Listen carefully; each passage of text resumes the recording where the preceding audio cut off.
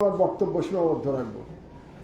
প্রথম পয়েন্ট হলো আজকের যে সাবজেক্ট নতুন দল।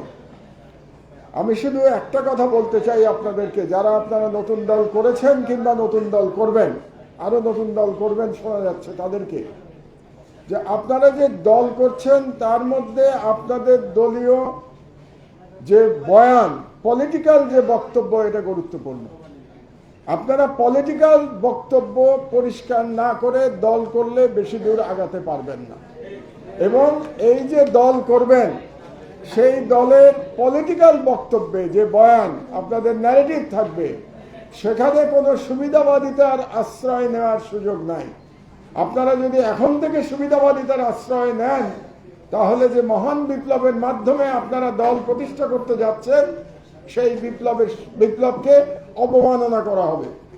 দুর্ভাগ্যজনকভাবে আমি দেখতে পাচ্ছি যে নতুন দল হওয়ার পর থেকে সেই দলের নেতাদের বক্তব্য বিবৃতির মধ্যে আমি প্রাসঙ্গিকতার অভাব দেখতে পাচ্ছি। এমনকি একজনের বিবৃতির সঙ্গে আরেকজনের বিবৃতির কিছুটা সাংঘর্ষিক দেখা যাচ্ছে।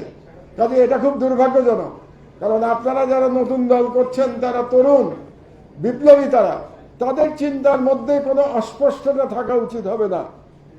আপনারা যেটা বিশ্বাস করবেন সেই বয়ান নিয়ে আপনারা এগিয়ে আসবেন।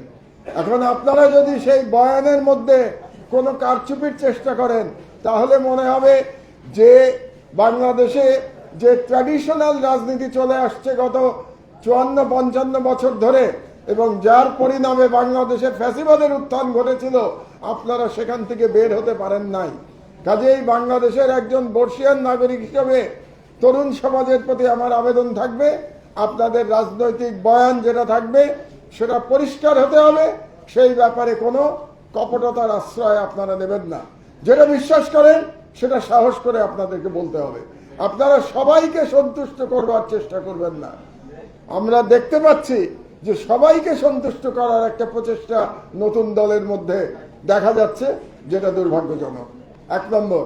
2 নম্বর, আমরা রাষ্ট্রের সংস্কারের কথা বলছি। গত 7 মাস ধরে সংস্কারের কথা বলা হচ্ছে।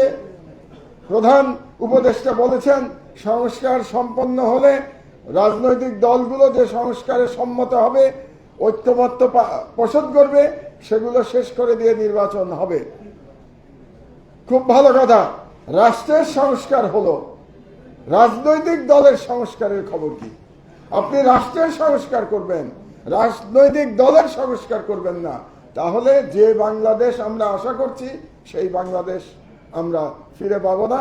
আবারও নতুন করে এক ধরনের ফ্যাসিস্ট রাষ্ট্র ব্যবস্থার উত্থান ঘটবে, যদি না রাজনৈতিক দলের মধ্যে সংস্কার করা হয়। এবং প্রথম যে দলের মধ্যে সংস্কার করতে হবে সেটা আওয়ামী লীগ। আওয়ামী লীগ কেন বলছি? আওয়ামী লীগ কেন বলছি? কারণ একটা বক্তব্য আসছে যে ইনক্লুসিভ ইলেকশন করতে হলে আওয়ামী লীগকে নিয়ে ইলেকশন করতে হবে।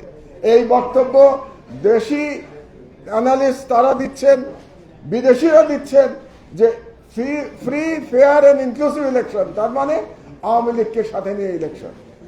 কোন আওয়ামী লীগকে সাথে নিয়ে ইলেকশন করবেন আপনারা? যে আওয়ামী লীগ 15 বছর ধরে ফ্যাসিবাদী শাসন ব্যবস্থা কায়েম করেছিল বাংলাদেশের উপরে, সেই আওয়ামী লীগ। যে আওয়ামী লীগ বাংলাদেশের সার্বভৌমত্ব দিল্লির কাছে বিকিয়ে দিয়েছিল, সেই আওয়ামী লীগ। যে আওয়ামী লীগ মহান জুলাই বিপ্লবে প্রায় 1600 তরুণ ছাত্র ছাত্রীকে হত্যা করেছে, সেই আওয়ামী লীগকে আপনি পুনর্বাসন করে কি রাজনীতির দিকে যাবেন? এটার প্রশ্ন উঠতে পারে না বিপ্লবোত্তর বাংলাদেশে। বিপ্লবোত্তর বাংলাদেশে আওয়ামী লীগকে যদি রাজনীতি করতে হয়, তাহলে সংস্কার সম্পন্ন করে তাকে রাজনীতি করতে হবে। এবং আমি মনে করি তার পূর্বশর্ত হতে হবে শেখ হাসিনা সহ শেখ পরিবারের সকল সদস্য এবং সকল খুনি লুটেরাকে আওয়ামী লীগ থেকে বহিষ্কার করে, তারপরে যেটা সংস্কারের পরে যে আওয়ামী লীগ আসবে, সেই আওয়ামী লীগ তখন বাংলাদেশে রাজনৈতিক পুনর্বাসনের। 1 মিনিট শেষ করতে দেন। কাজেই পুনর্বাসন করতে হলে আওয়ামী লীগের মধ্যে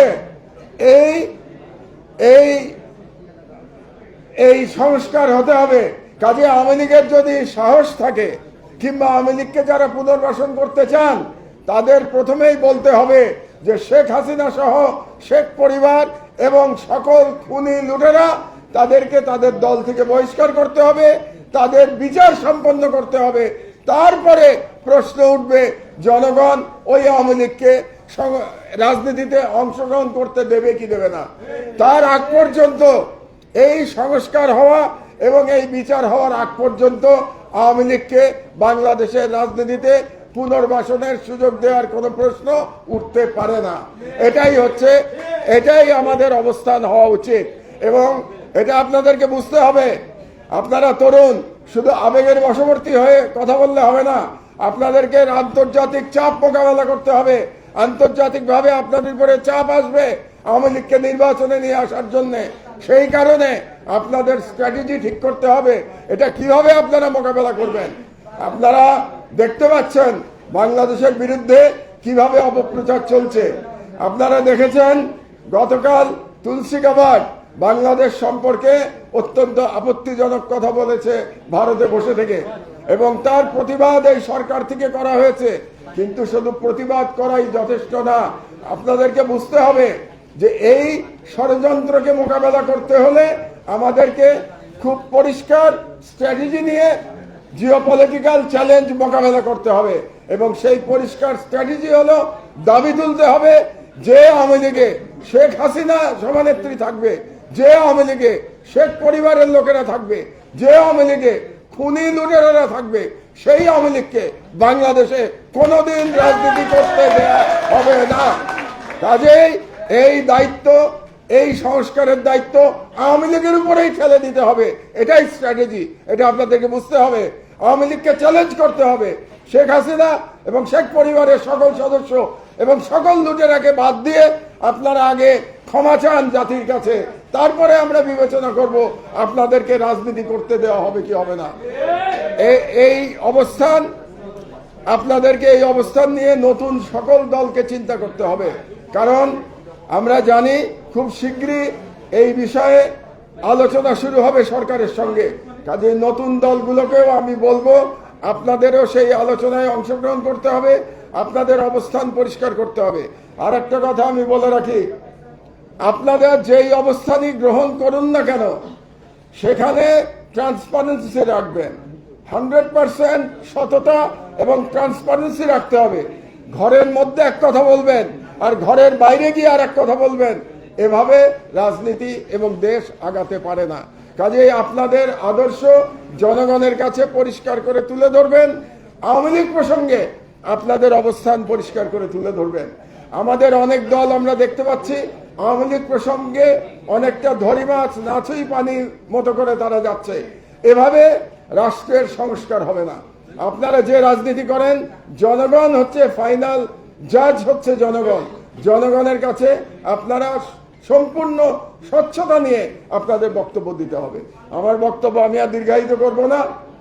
এই দুটি পয়েন্ট আমি আপনাদেরকে বলতে চেয়েছিলাম, এগুলো আপনারা বিবেচনা করবেন এবং আমরা আশা করি আমরা যদি ঐক্যবদ্ধ থাকতে পারি তাহলে ভারতীয় সাম্রাজ্যবাদকে আমরা মোকাবেলা করতে সক্ষম হব ইনশাআল্লাহ। বাংলাদেশ জিন্দাবাদ। আল্লাহ হাফিজ।